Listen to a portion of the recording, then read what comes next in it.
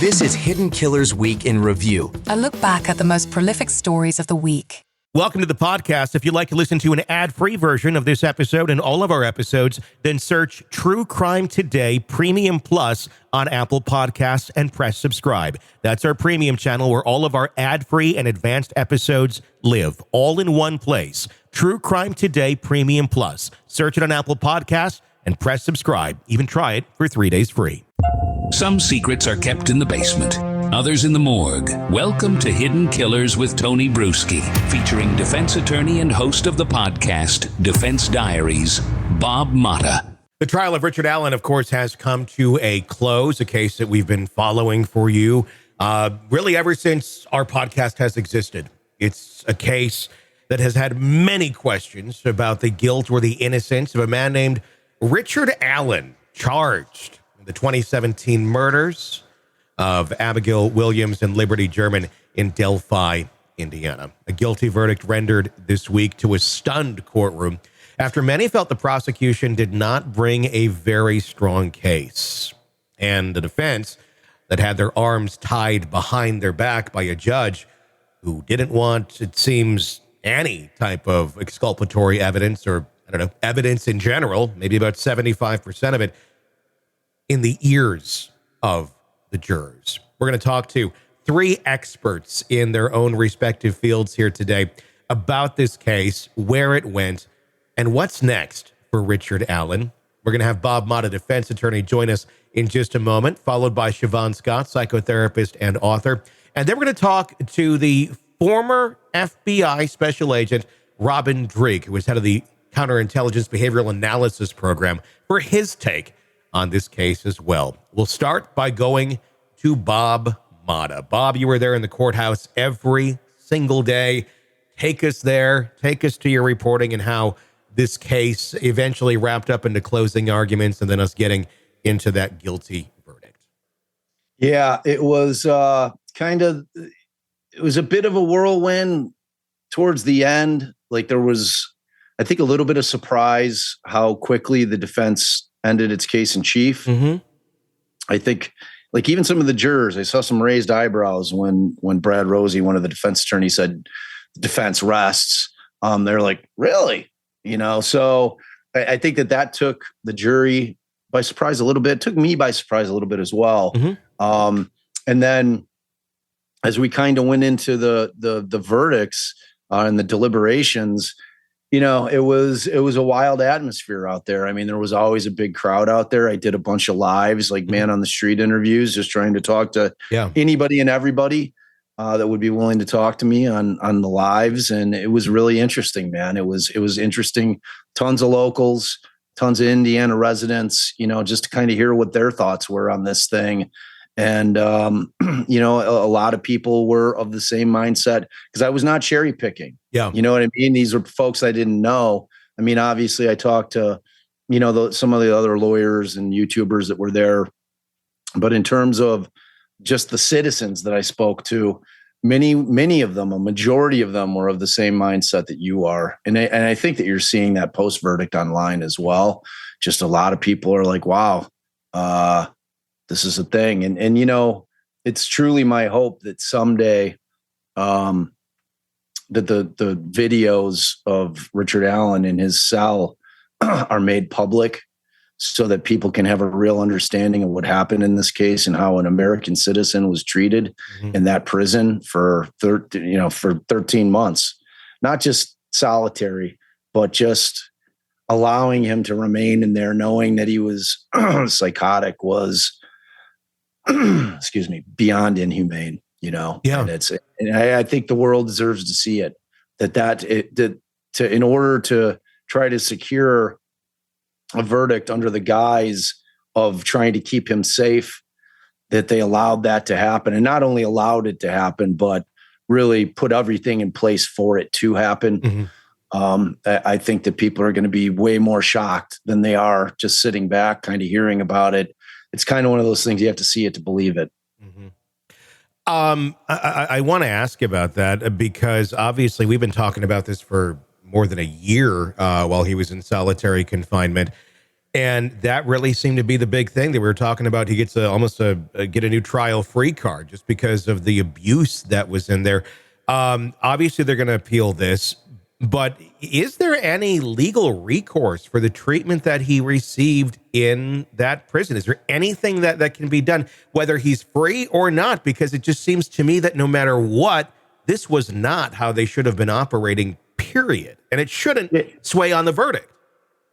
Yeah, I mean, the problem is, I mean, certainly they can try to file suit against, the IDOC, against Centurion, who was the one who put, his psychologist in there, who has got a lot of issues in terms of her treatment. I mean, she was digging into his case like long before he became her patient, and continued to dig in after he was her patient, and was relaying information to him that we'll never know. Yeah. What exactly she said and what she didn't say. We because she destroyed all of her written notes, so we're left with what she says and what she put into the system, claiming that it was from her notes, but I mean, with any kind of lawsuit against the IDOC, you've got, governmental immunity. It's very difficult. And frankly, at this point, as a convicted felon, any kind of recompense he'll get. Sorry, I got a frog in my throat. Any kind of recompense he'll get probably would go to the families in restitution.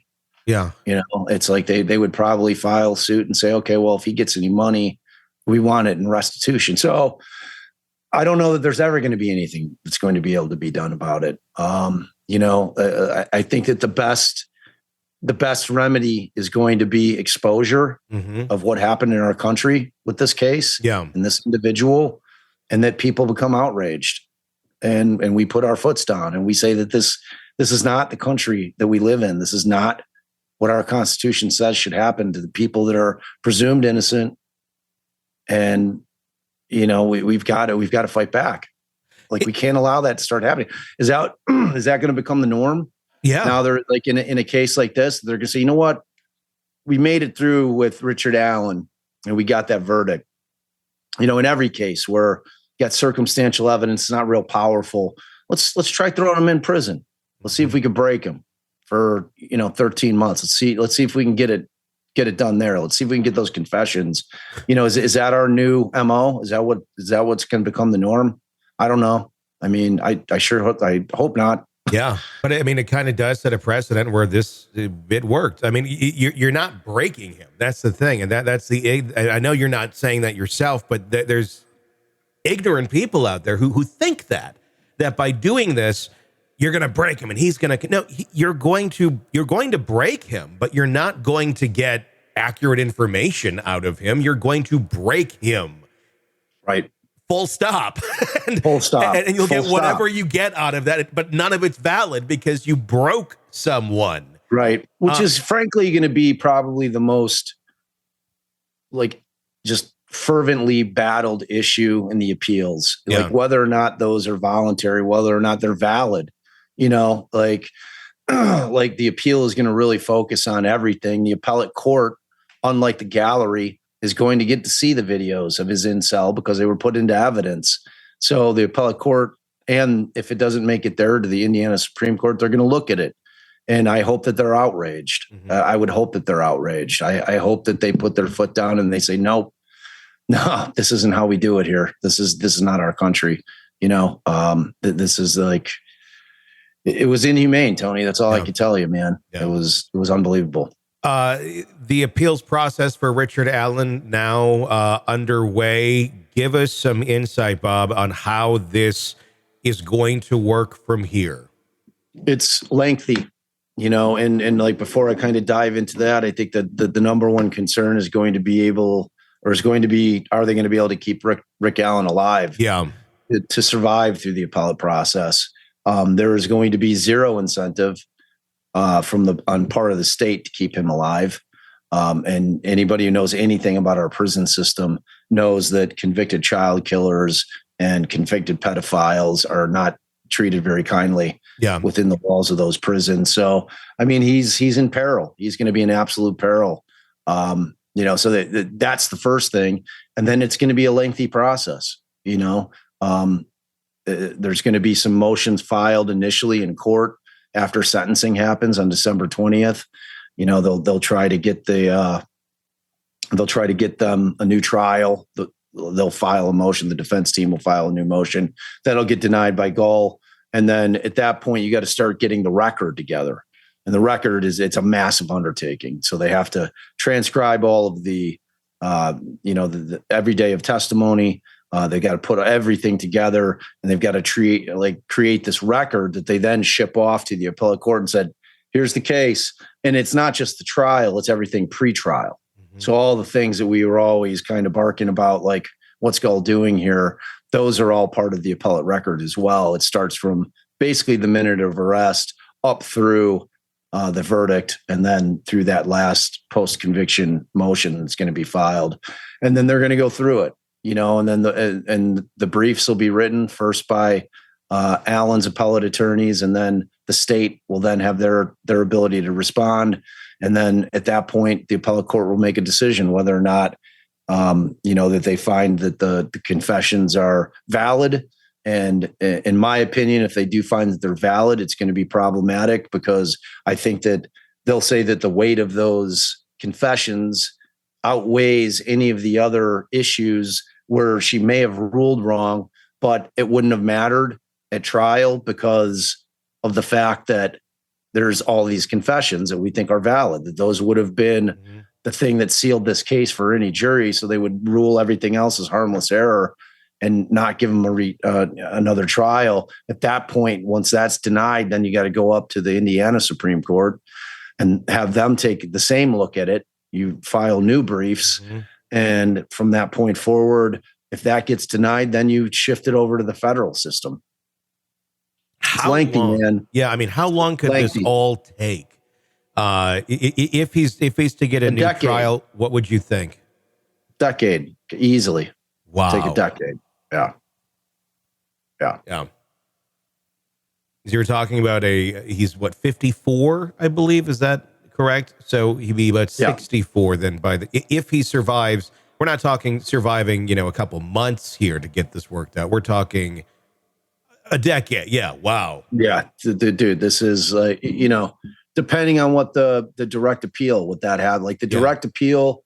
I mean, maybe a year and a half, 2 years, we'll get a ruling on that.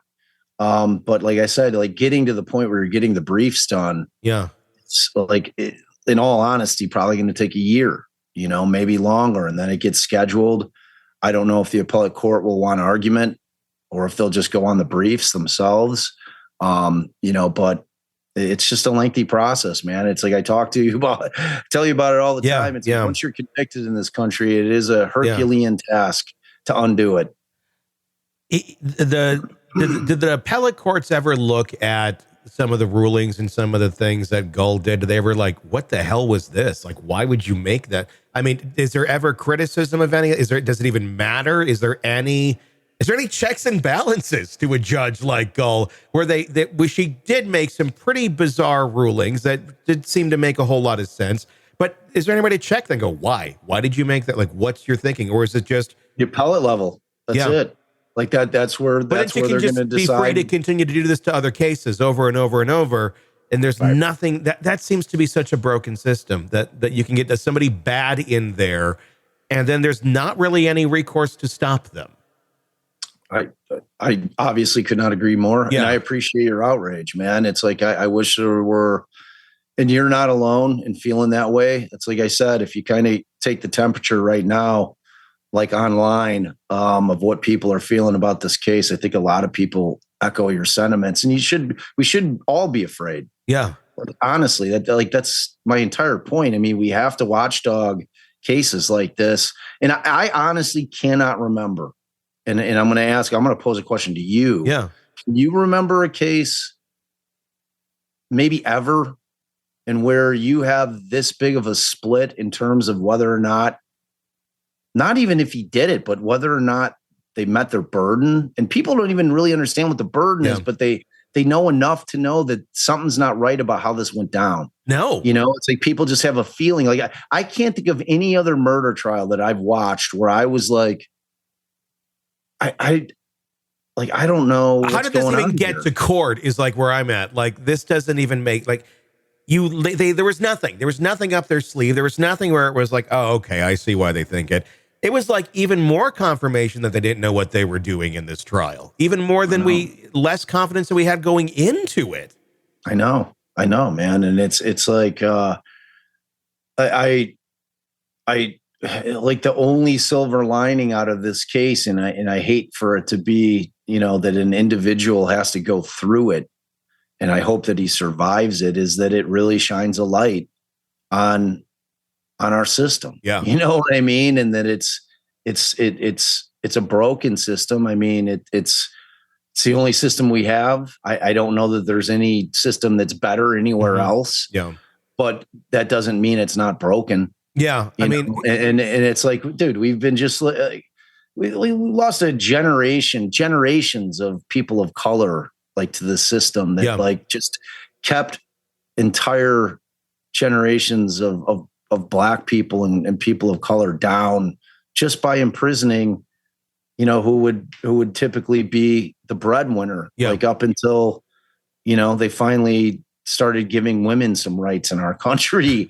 You know what I mean? It's like, it's just like, I mean, you can kind of look and see the way that it goes, and it's scary, and it's been scary. I mean, that's why I got into the defense side of it. Yeah. I wanted to try to do, what I could from the inside, sure. To try to, but frankly, I have a much louder voice out here than I ever did in the courtrooms, man. Sure. And I see it all the time on my YouTube channel and my podcast with emails that people send me. People are like, man, you really opened my eyes. And that's all you can ask for, is to have people start to get an understanding of what's really going on with this system. And it doesn't have to be about conspiracy theories, man. It's just, it's about how the system operates. It's about privatized prisons. It's about, there's a lot of moving parts. It's not a search for truth anymore. It's a search for just convictions from prosecutors all over this country. They don't care about the truth. They care about getting a conviction on their case. That's what their mandate is from their bosses. Yeah.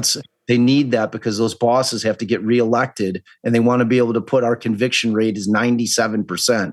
That's what we're keeping you safe. That's what so I mean, it's just like, it's such a thing, man, that like, I'm just grateful that more people are willing to listen and willing to critically think about what's going on, and maybe getting active about it and being a voice, because we the people, that's all we got.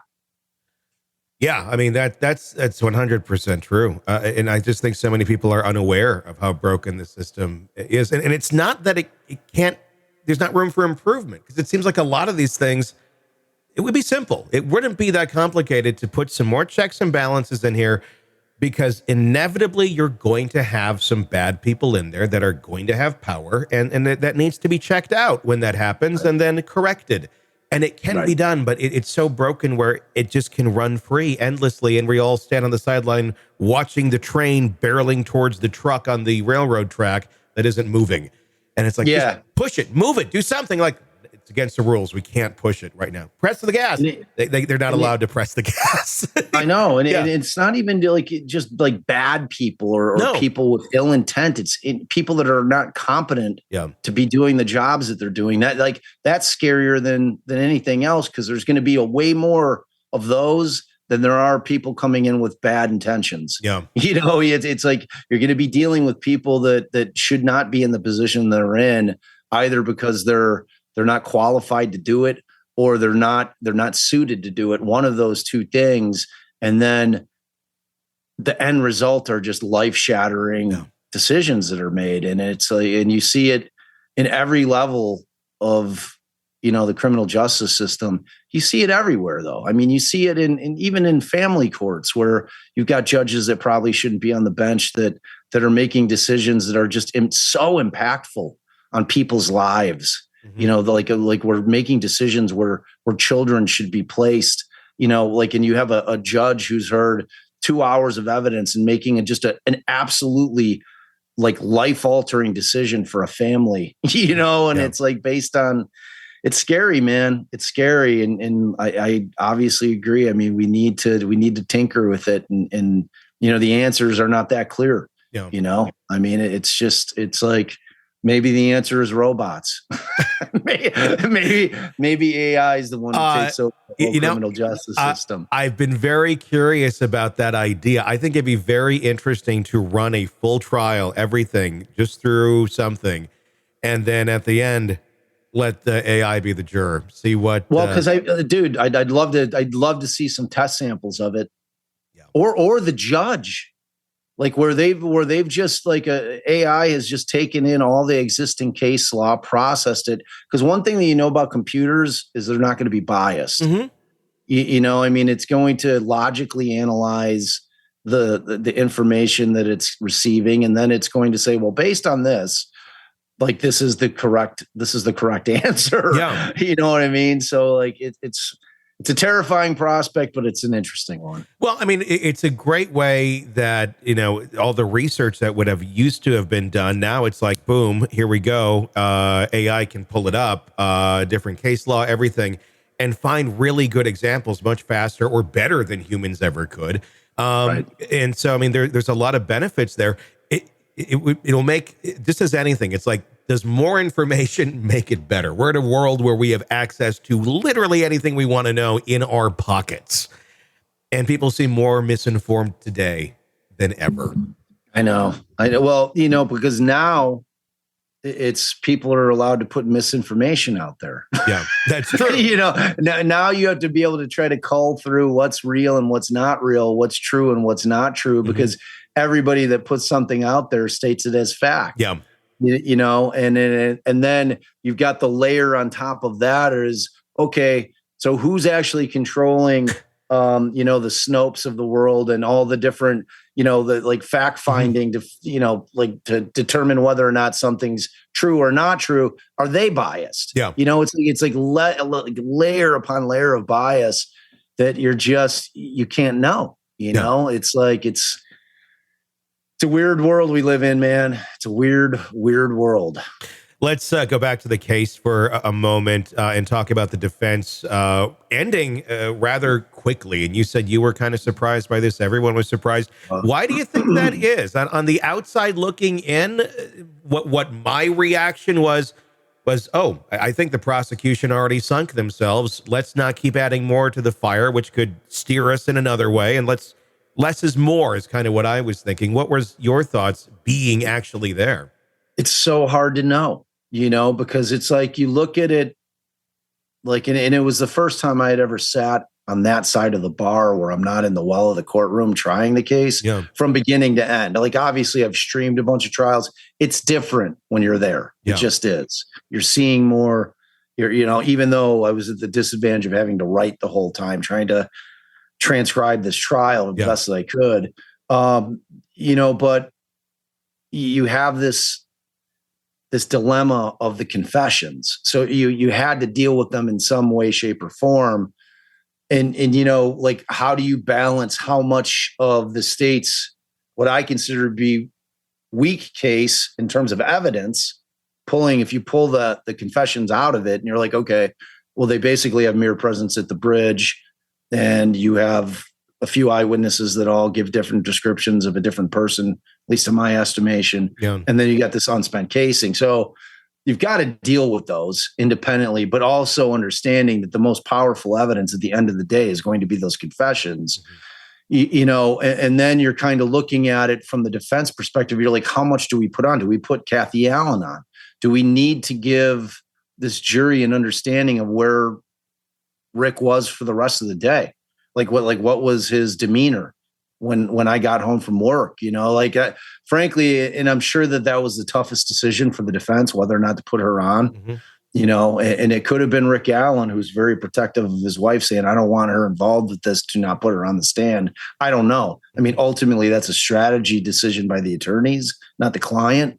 But like personally, like I leaned on the side that was a mistake not putting her on, because I think the jury needed to hear what was going on with Rick when she got home from work. What was he doing? Who does the laundry? Was there any laundry being done?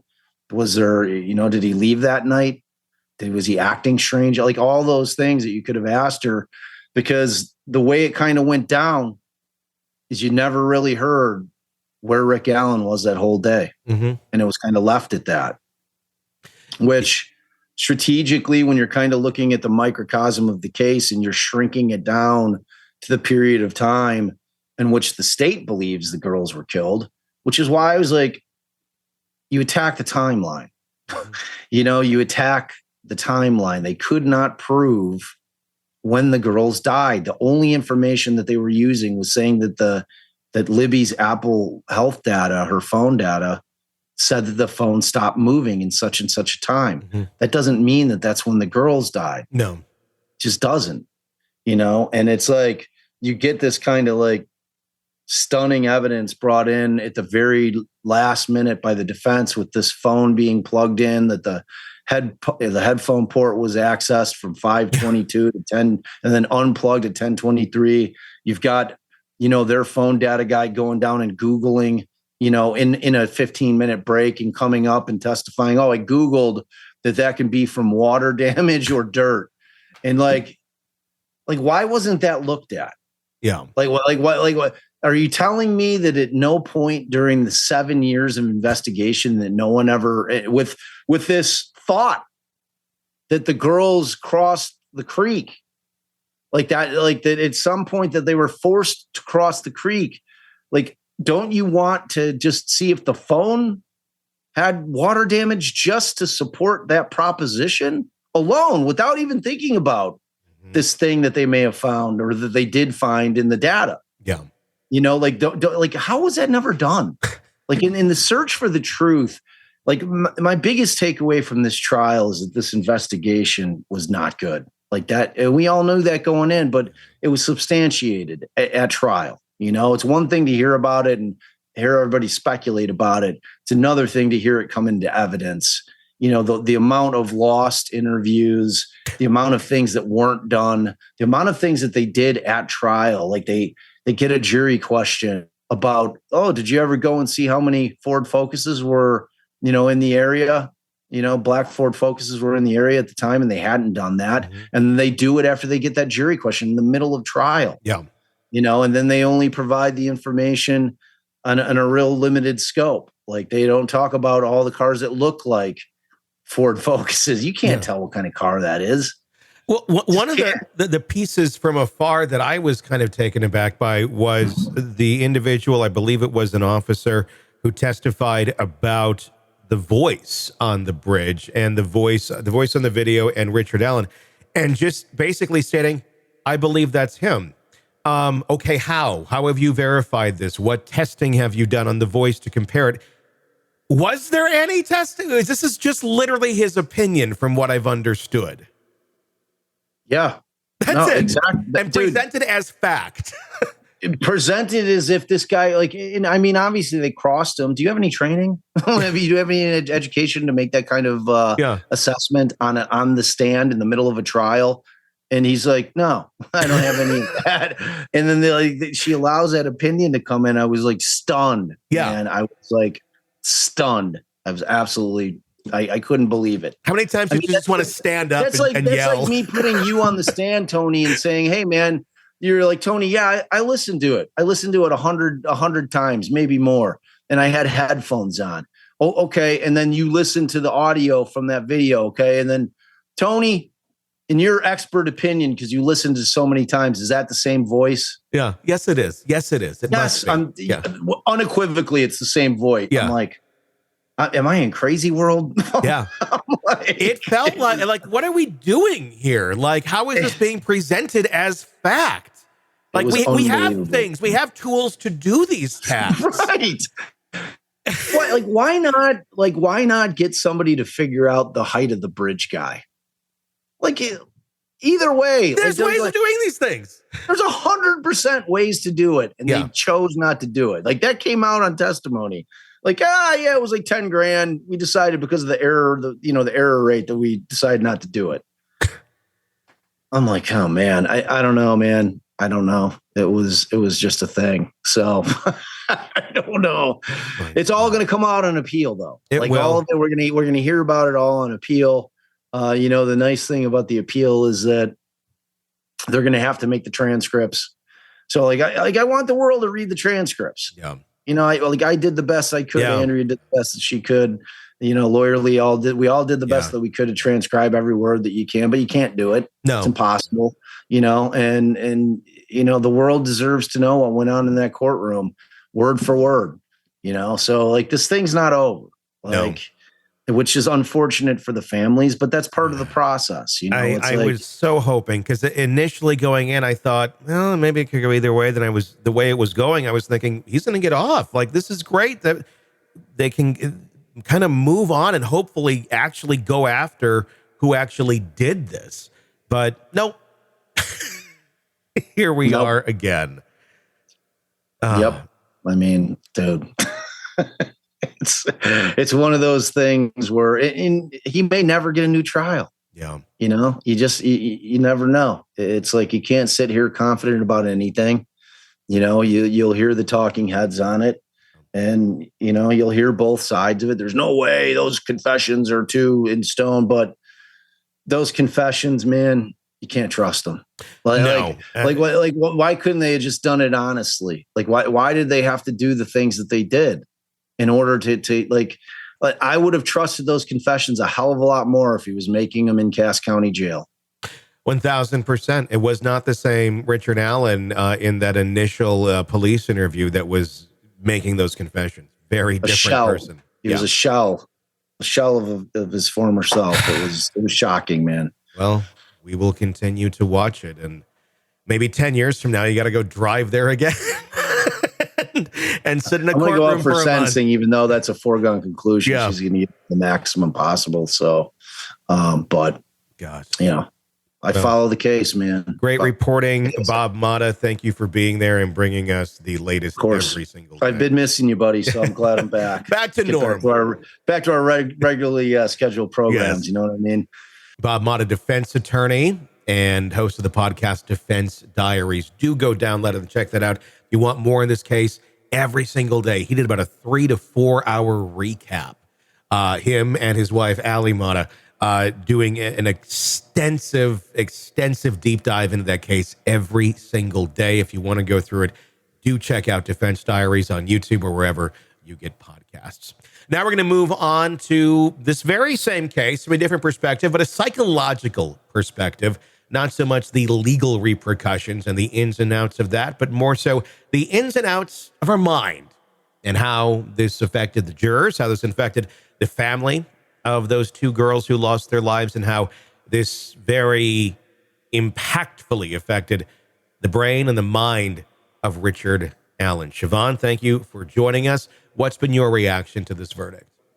Yeah, I was actually shocked because after hearing all the evidence, I didn't know till we had gone through the trial. And even though we weren't able to have cameras in the courtroom, I think there were some remarkable reporters in the courtroom who brought us play by play everything that had been admitted into evidence. For me, the fact that a man with the kind of psychotic mental break that he had certainly raised reasonable doubt about those confessions. And it seemed like the jury just went with the confessions without any consideration for the fact that the guy was not even in reality when he was saying those things. So I was very surprised. What does that say about, I guess, the general public as a whole? Obviously there's plenty of people out there who understand mental health conditions and different states of mind for different situations, but the jury of your peers, it's just a slice, supposedly of the general public. So we're just going to kind of speak on those terms. What does it say about our understanding of mental health conditions? I mean, this is a pretty obvious one. I mean, if the guy eating the Bible and his poop and running into a wall head first and then intermittently saying, I killed them, isn't enough to make a average person go, there might be something wrong with that guy, I'm not quite sure what is. Yeah. Yeah. It's shocking to me. And I, of course, find all the time people who don't understand what psychosis means, because we throw the word around a lot. Oh, he's a psycho or she's a psycho, and so we tend to think it means just somebody who's sort of out of control or somebody who's not very well put together. Mm-hmm.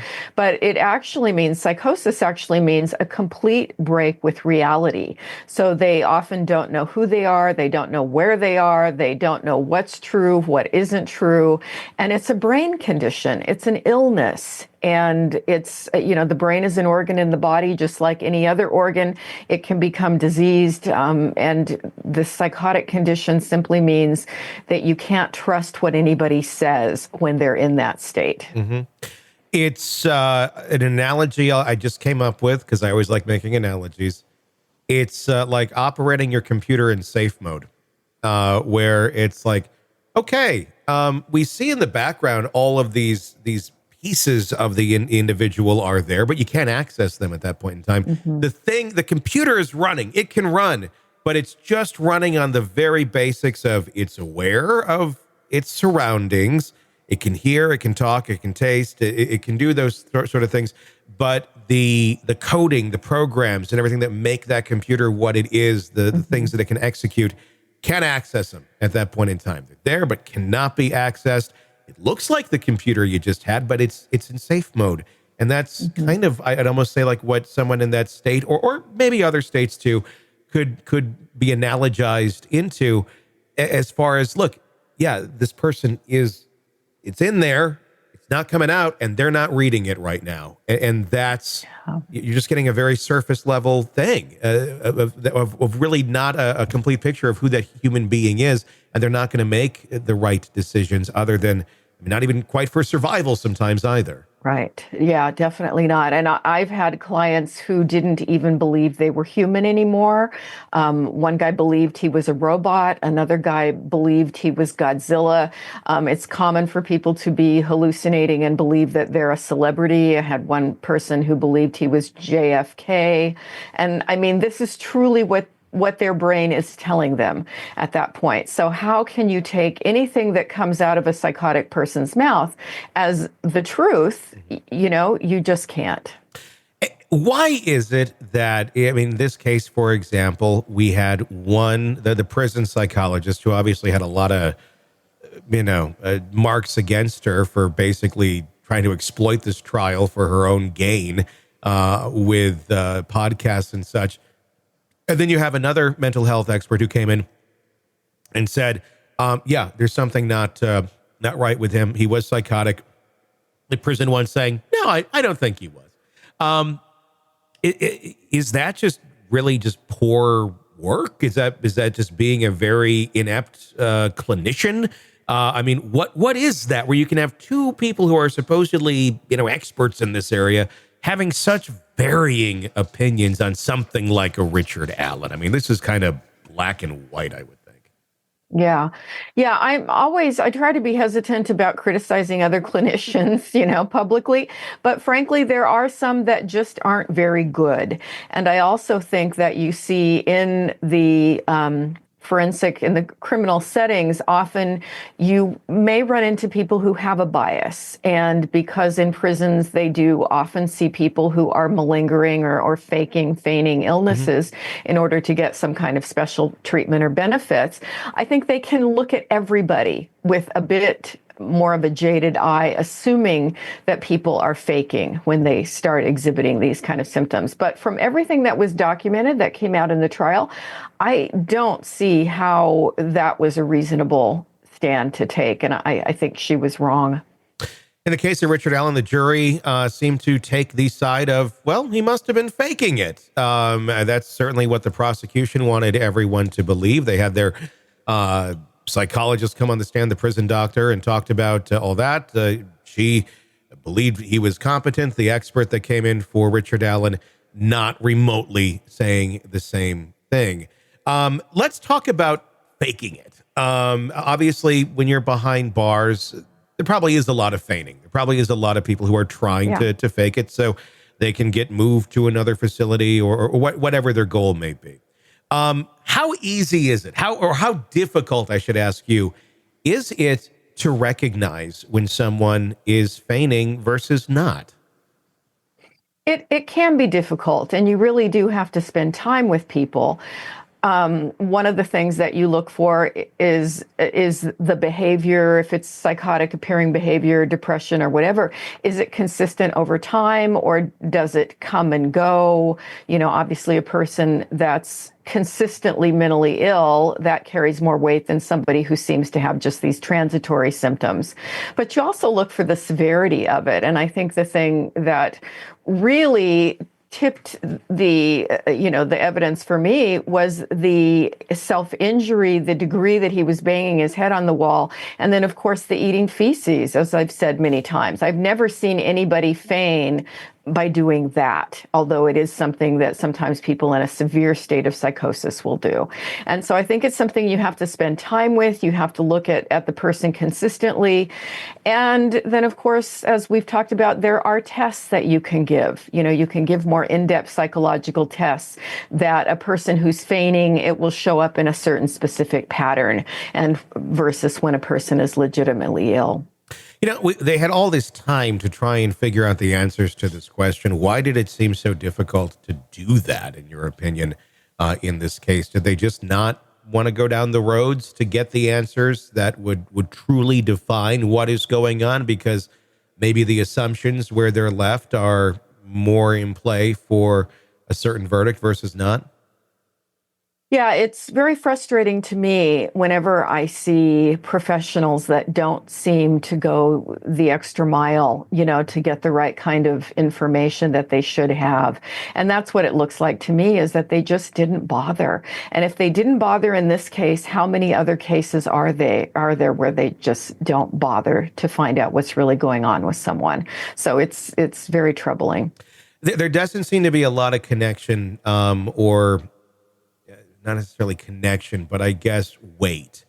The weight that those of us outside the criminal justice system put on mental health versus the criminal justice system itself.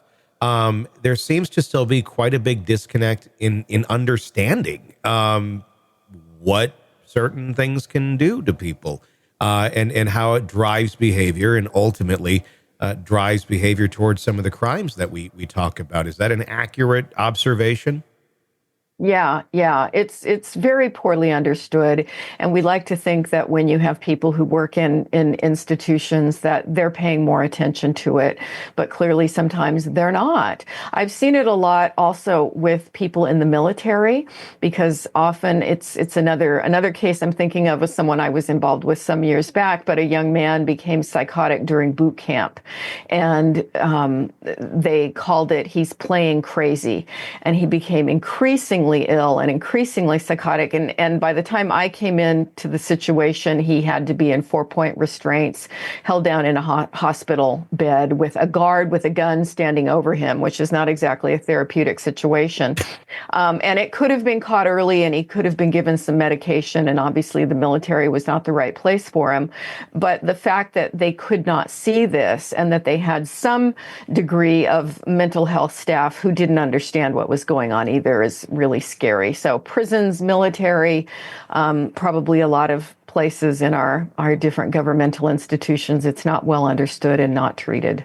I mean, it almost feels like they put people into these positions where it's like they're good enough for what we want them to be. They don't know above this level, but above this level could actually backfire at us. So we're just going to keep them here, and it can keep reinforcing our previous beliefs or misunderstandings of mental health. It seems like a dig in thing to me, where it's like, well, this is how we've done it. This is what we believe. And, I'm going to just keep going because that's how it's always been. Yeah, very true. And how to make the system move ahead, and despite the harm that may be coming to people who are caught up in it in some way. What about Richard Allen himself after going through this? And let's assume, as I believe, he went into a psychotic state and everything that he was doing, from the running headfirst into the wall to eating his own feces to, having lunch, eating Leviticus, literally the Bible. when you have that and you come out of it, are you ever the same person again, or does that do some sort of irreparable damage or rewiring of the brain that you come out of the other side?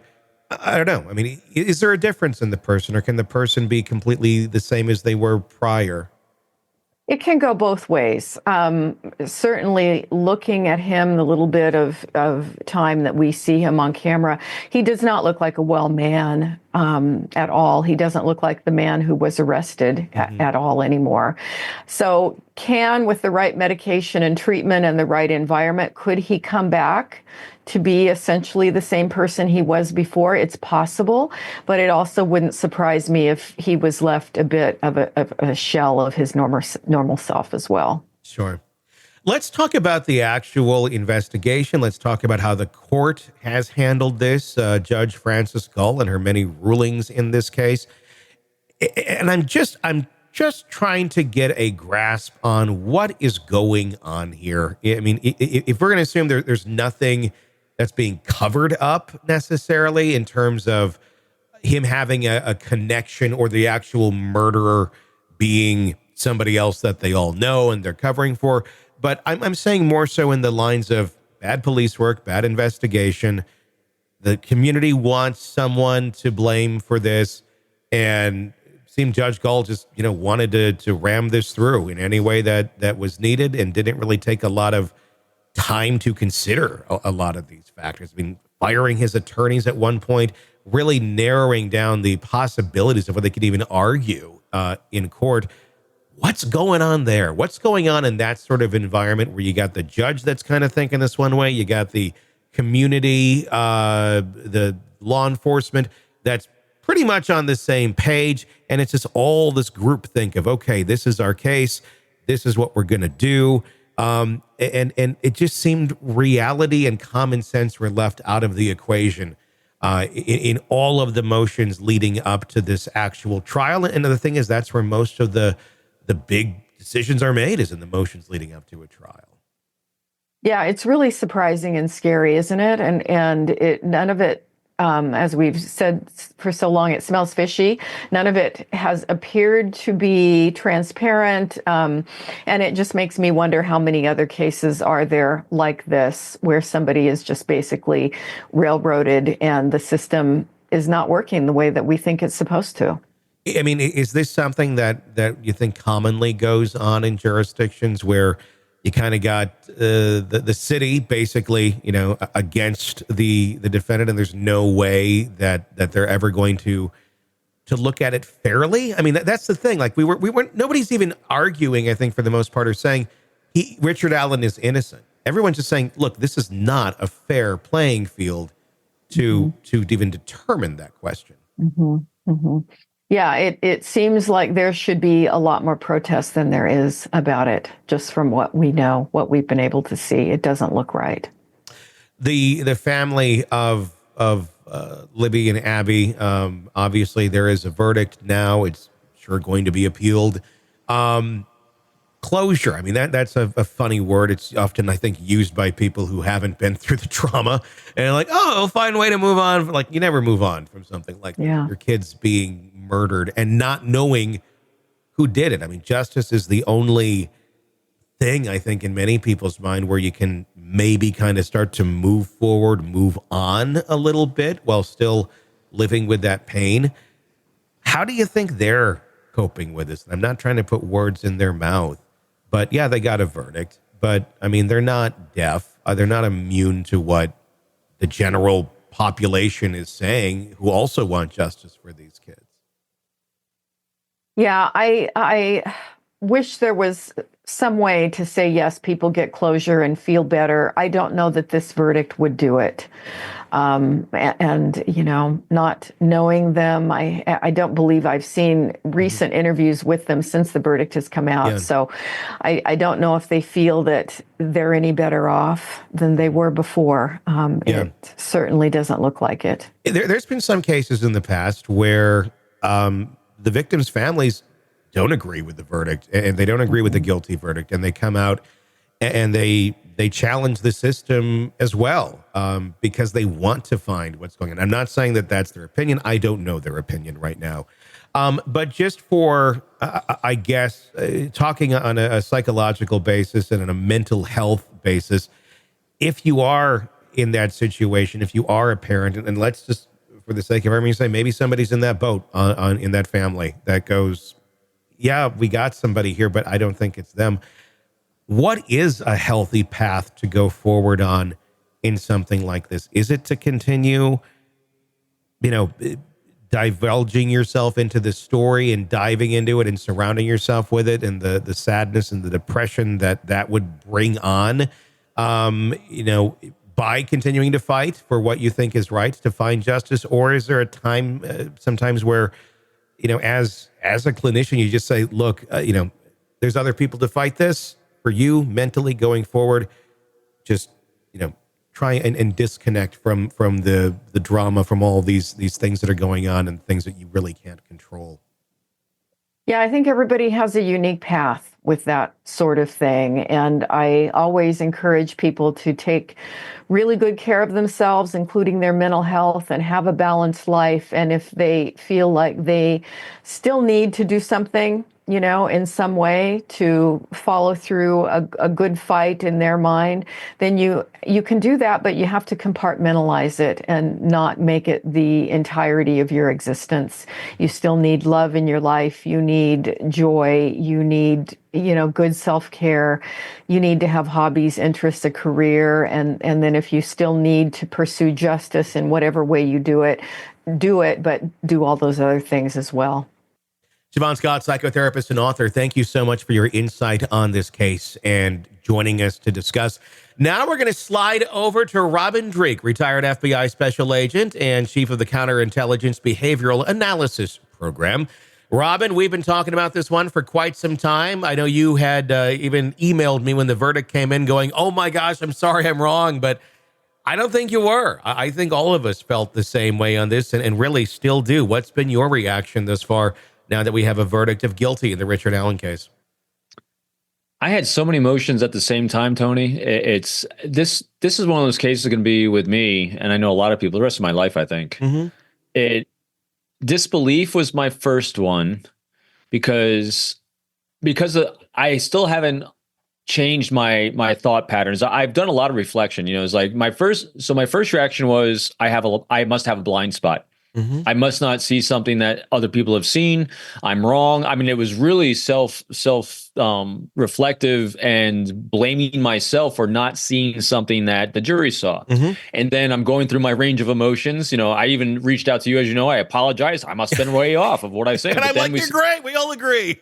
I know. And then I look at what Jennifer Hoffendeffer posted, and she does the same thing. She does a beautiful job of outlining the behavior arc.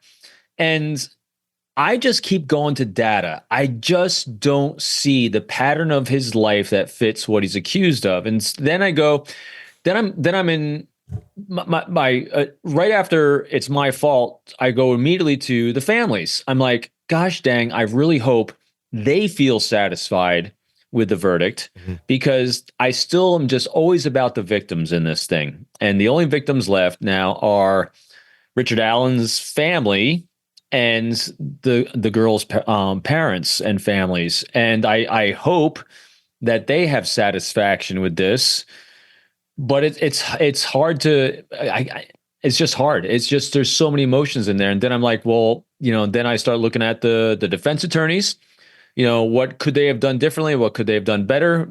They were hamstrung with so many things, as I know we're going to go through. It's just, unfortunately, from beginning to end, from everything you and I have looked at, analyzed, commented on, and all your other contributors, nothing has changed. No. And that's what's just disappointing. I still have not changed my mind on what I'm seeing and what I'm assessing, and yet he's guilty. Yeah. I don't get it. You had a lot more self-reflection on this case than I did. When I heard the verdict, I'm like, they're wrong. I'm like, they're just wrong.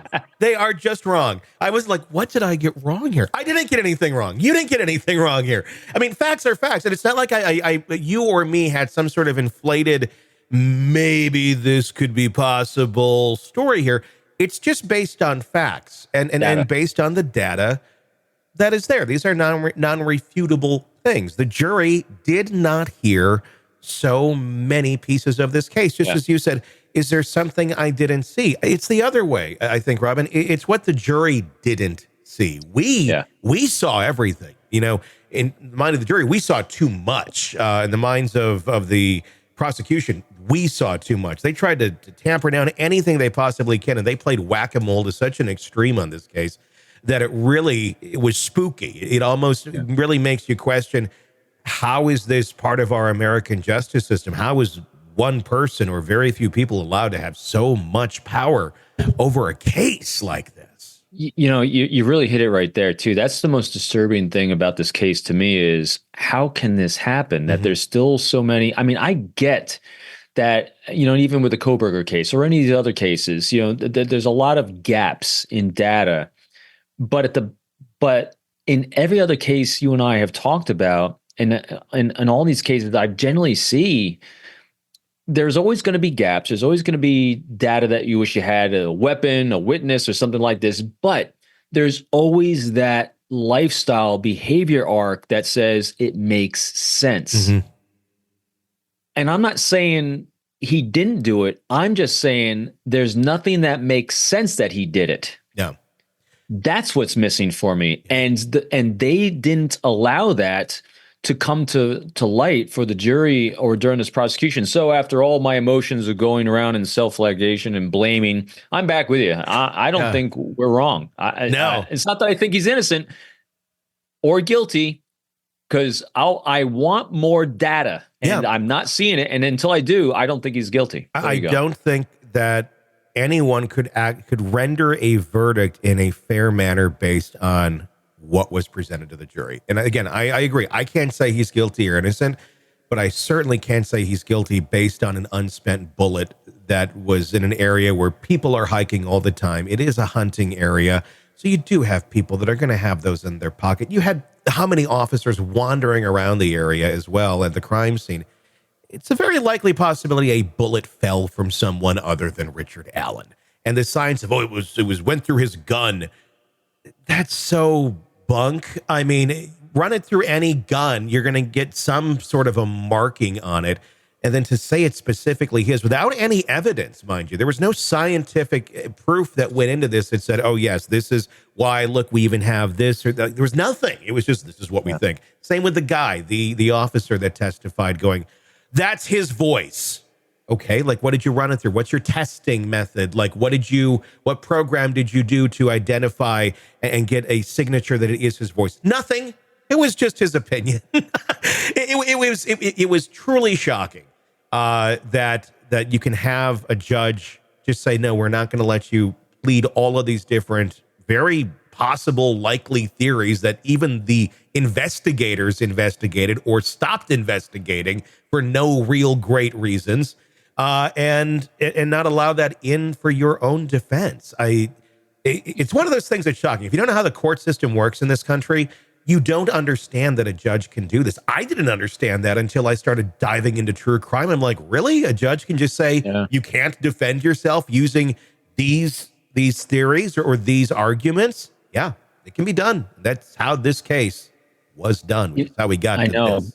And just just a handful of the other potential people they were looking at or could have looked at, their behavior arcs fit closer than his. Oh, completely. Even if there's like only one or two data points on them, that's one or two more than that came to light for Richard Allen. It just, and also I'm not a jury blamer or a victim blamer, so I definitely, the jury did the best they could. They did the best they could, with the instructions because again, I don't know the instructions that they got. I don't know, their perceptions. I did hear, I was on another show and someone's actually in the courtroom during it, and I'm pontificating like I am now about, what I'm not seeing. And this person came out of the courtroom saying, oh, the jury's going to convict them. And I was like, really?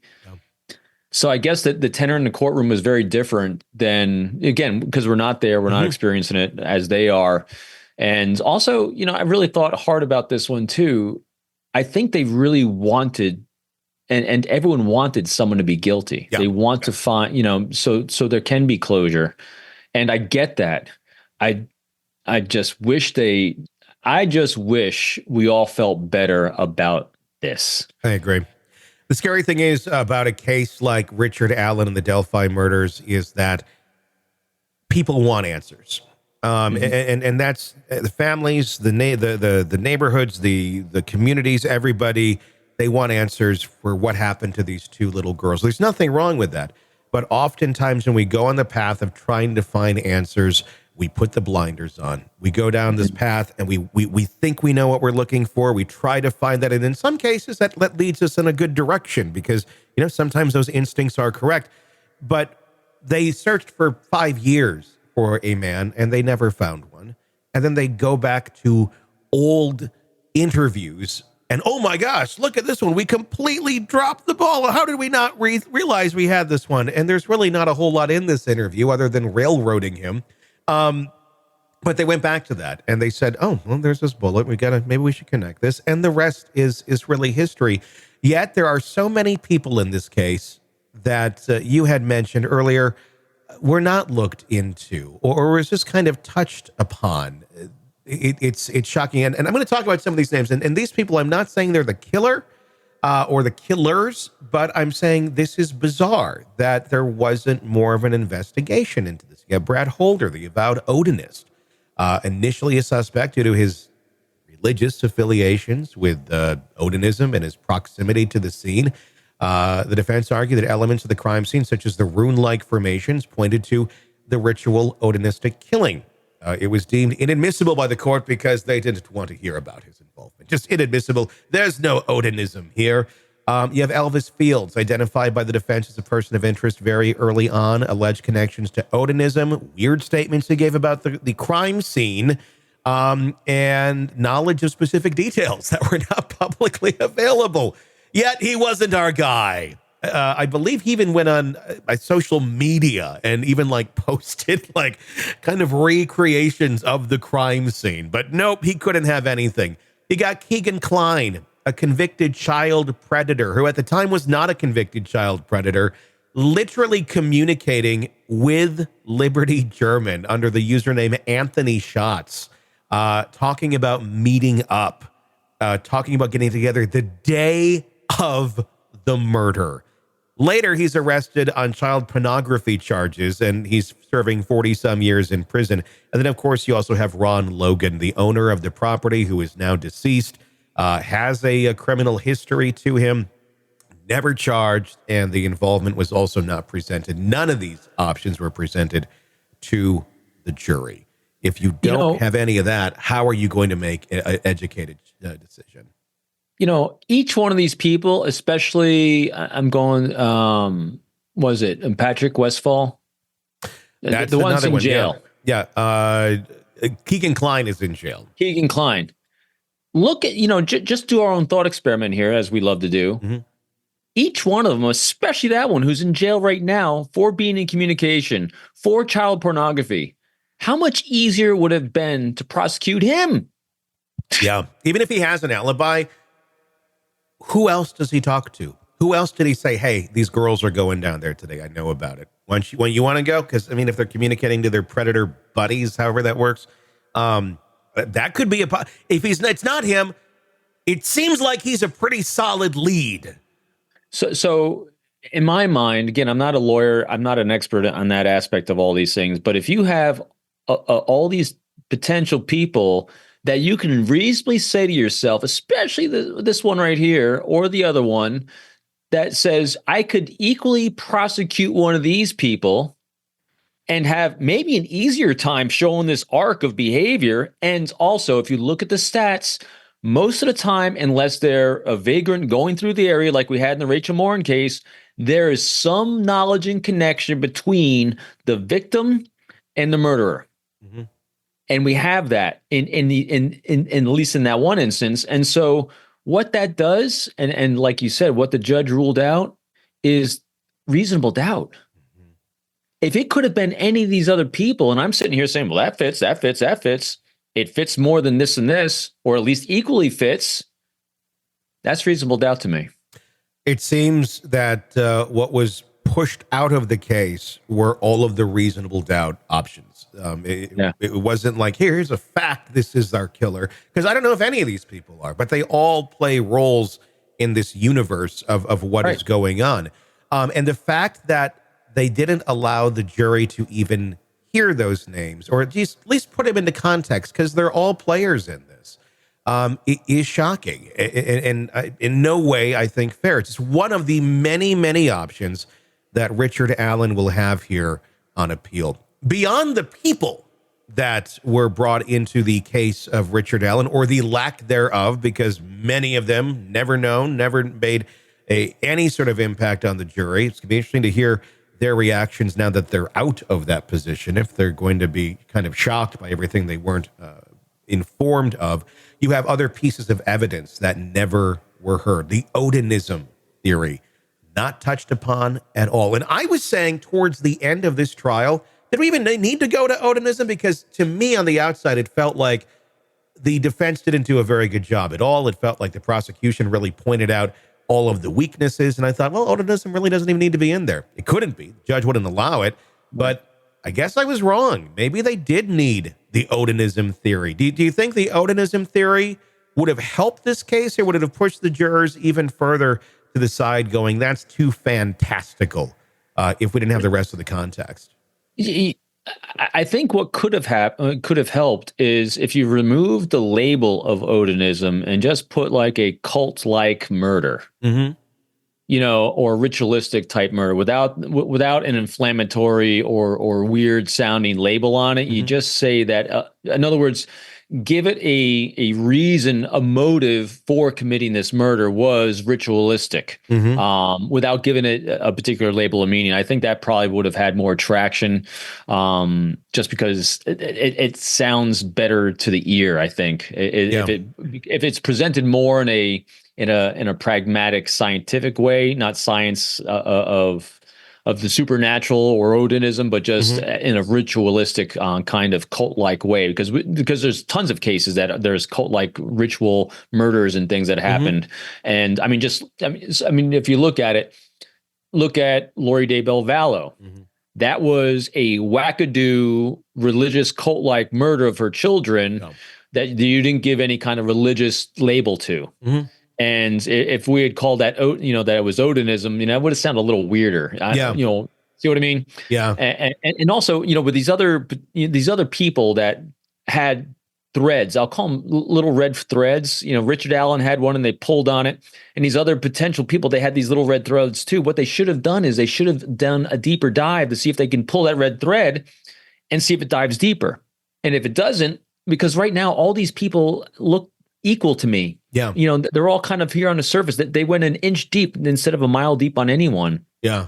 Anyway, that's a great analogy. No, I feel very much the same. I feel like there's others that are standing out with far more interest than Richard Allen ever was.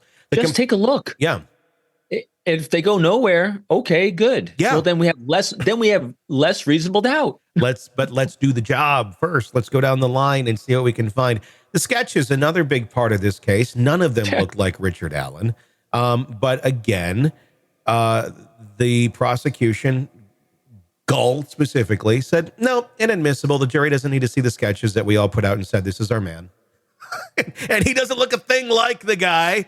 That might be some reasonable doubt there, that this person that people described doesn't look at all like your suspect. They also said, this is a taller man. Any eyewitness who claims to have seen this man claims he was taller, like upper 5 feet, lower 6 feet. Richard Allen is 5'4". It's a pretty, there's a big difference between 5'4" and 5'10" or 5'11". You could kind of mix it up, I think, anywhere in like the upper 5s to lower 6s if you're just guessing how tall someone is. If you're in the lower 5s, I think most people would guess you're in the lower 5s. It's a pretty steep difference there, by like a head. You're not going to, I guess, mix that up. I guess if you've been alive for any amount of time and know the basics of our measuring systems. Guilt confirmation bias at play. Yeah. I really think that's it. And that interview really said it all to me. The transcript of his interrogation that they put out there was just they saw him as guilty, and they went right to an accusation after a few minutes of rapport and trust, where he starts disclosing, and they immediately went into accusation from the very get-go. What's interesting, yeah, but what's interesting about all the video that they showed him, though, or that they showed the jury, there was ones of Richard not in that delusional state where he's just mumbling and going, I killed them, and then goes and eats, Leviticus. That's what he's been doing. He was eating the Bible. He was eating his own feces. He's running headfirst into a wall. And they're saying, well, see the video. He said he did it here. But where he's coming out of work from CVS and they're talking to him, totally different human being. One has not had a psychotic break. The other has, because they've been in solitary confinement for that long. That's another one that really kind of shocked me. Does the general public, do jurors not understand? I mean, just the impacts of what that kind of torture will do to someone. I mean, even if it's spelled out for you, does the general public literally think, I could stand that. I'm a strong man, or I'm a strong woman? No, you can't. Yeah. So, and I mentioned it in your other show too. I'm reading another one too. I'm reading I can't remember. So it's about Raoul Amundsen. This is the greatest adventurer and greatest explorer of the last couple hundred years. This guy is actually the first one to reach the South Pole. And I mentioned, the voyage of the Jelka. I can't remember saying. It's a Belgian ship that got trapped in the ice pack down there in Antarctica. And even back then, the science and understanding of what isolation does to the human being is profound. And I've had people say to me too, well, he got 1 hour of sunshine a day. He got to go out. That doesn't do it. It doesn't do it at all. These people were trapped with each other. There's like 14 of them. And they still had 2 that became insane, and 1 committed suicide when they returned, and 1 down there. The effect of isolation on us as a species is profound. We are not genetically and biologically coded to be alone. And when you're put in isolation like that, it does horrible things. But that's why we have all these NASA studies for the travel to Mars. And even before we went to the moon, because it's not about, yes, it's about the distance, about the radiation, all these things. It's about the human isolation and what it does to us. Yeah. And you have to pick very specific people that can actually handle that. And not many can, if any.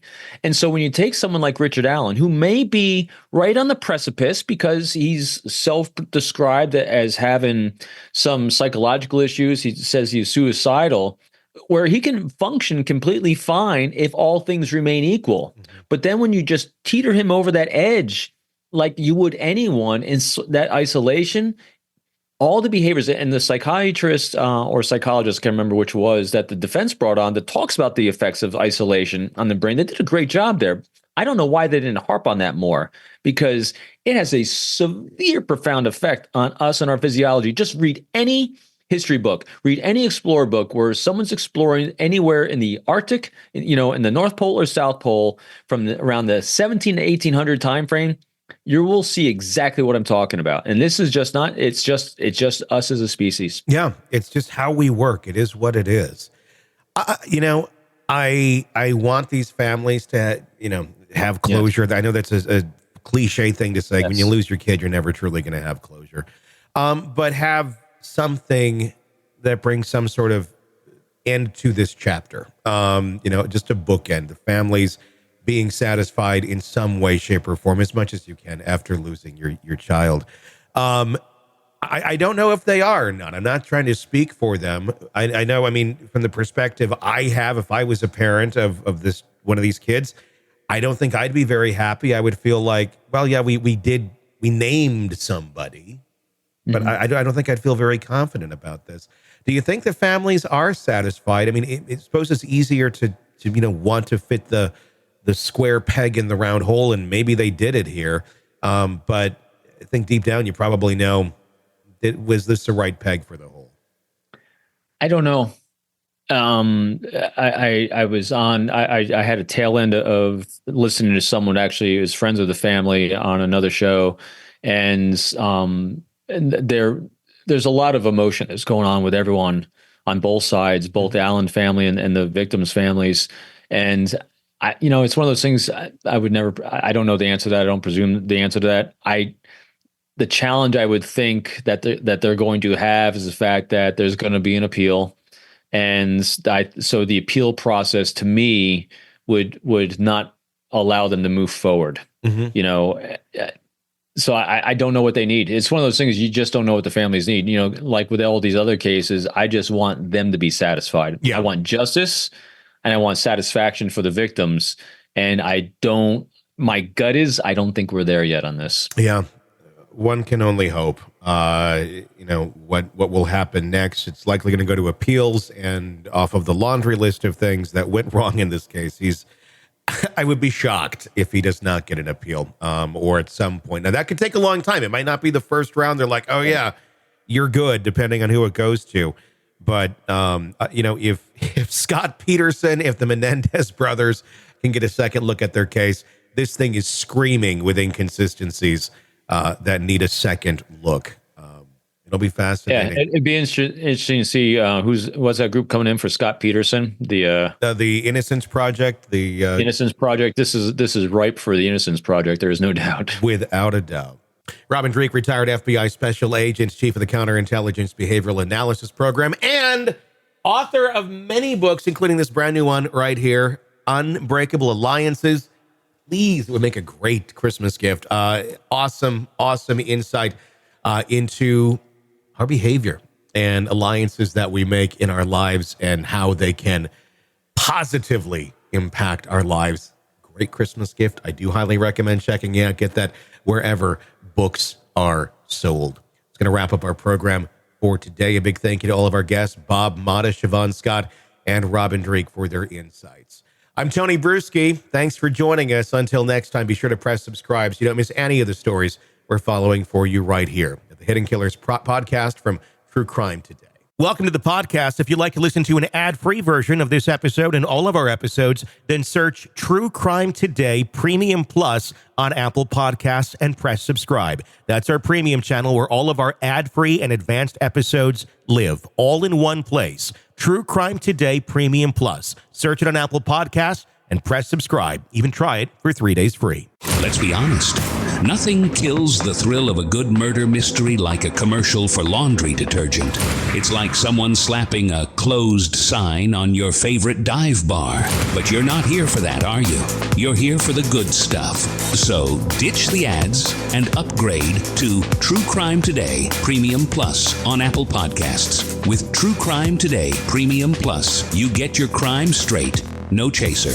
Commercial-free with extended interviews and early access. It's like getting the bartender's special when the bar's already closed. Search for True Crime Today Premium Plus on Apple Podcasts. Subscribe and drink it all in.